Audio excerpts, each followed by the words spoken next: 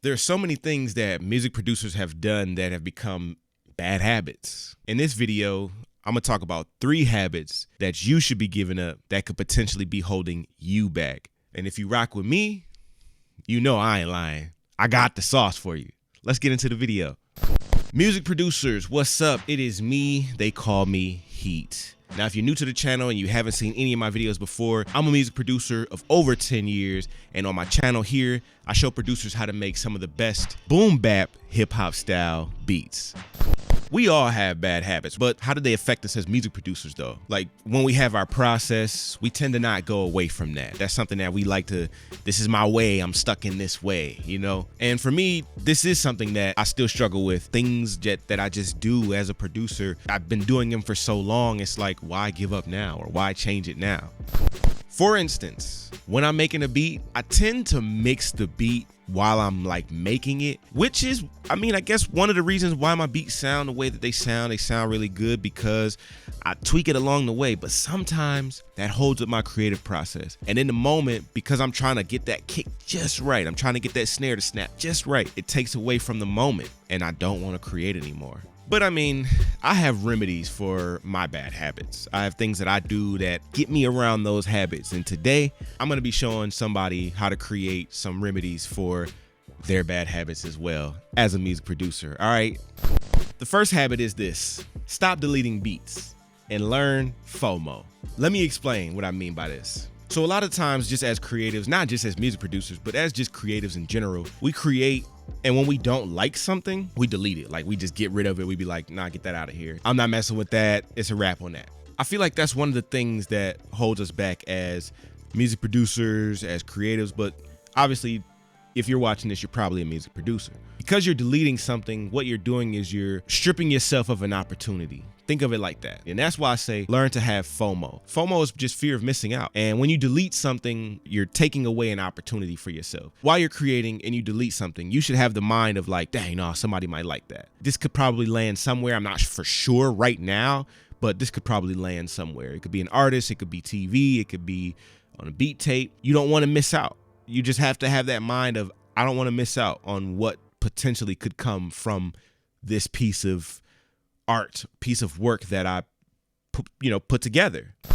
That's how I've started looking at production. That's how I've started looking at my beats. That's how I've started looking at just every aspect, everything when I'm being creative. A lot of times when I get to that moment where I'm like, I'm just not feeling it. Instead of deleting it, I strip it and I bring in different things to figure out what I don't like the most.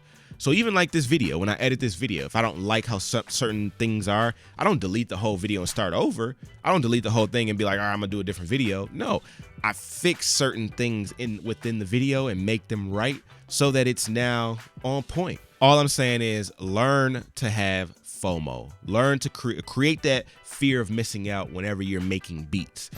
Now, habit number 2, get rid of distractions. Learn to get rid of the distractions in your world, in your life, when you're being creative. Getting rid of distractions will only open up the door for you to be more creative, more open to trying different things. When you have a phone in front of you and you're trying to make beats, you're not really worried about making the beat. The ideas that are running through your mind every millisecond, you probably could have used that time to think of something different. So now that takes away from your creativity. It's not something you're doing intentionally. You're actually just creating just to create. You're not really doing it because you love it in that moment.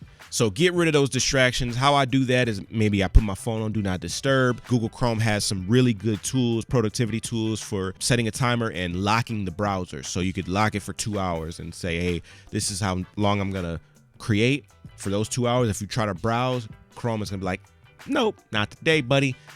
Get back to work. You got this amount of time left until you can start browsing again. You're not able to create your art at a high level because you're being distracted. You want to have a location, you want to have a place, you want to have things that you do that will allow you to be creative at the highest level. Producers, this is just a quick reminder, really fast. If you're liking what you're seeing so far, don't be afraid to hit that like button. Give the video a thumbs up just to let everybody else know that you're liking this content that you're seeing today. All right. All right. So habit number 3, and this one is the most critical to me. This is the habit that really changed everything for me as a creative, as a music producer, just in general, right? As a person too.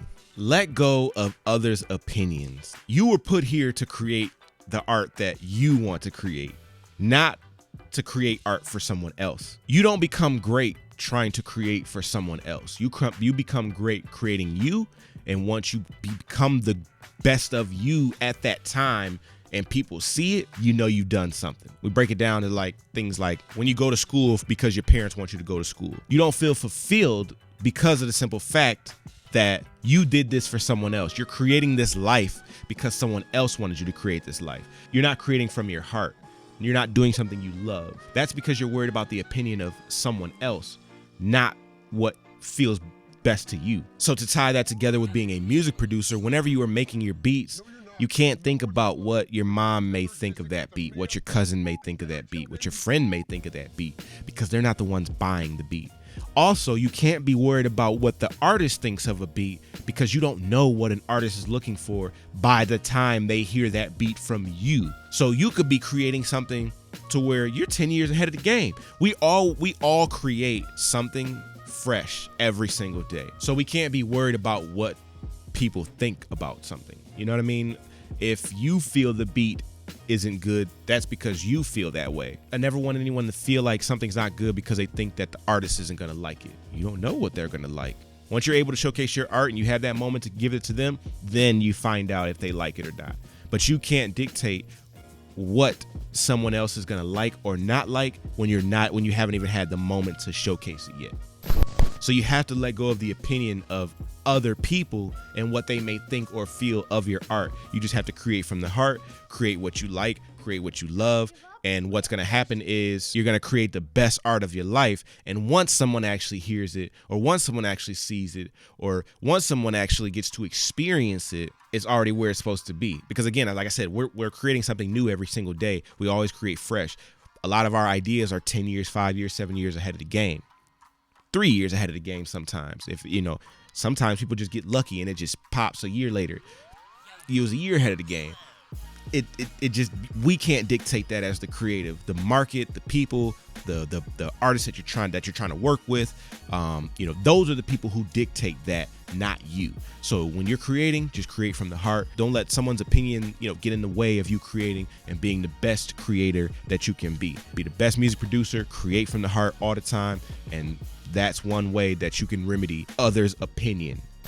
So I have a question for my music producers. All my music producers watching this right now, I have a question for you. What are some habits that you have that you may have created or that are, long-term things that you've done throughout your career as a music producer? And are they holding you back? Let me know in the comment section below. Let's talk about it. Let's have a conversation about this. If you like the video that you watched today here, be sure to subscribe to the channel, and I'll see you in the next video. I'm gonna get up out of here, and until next time, peace, y'all.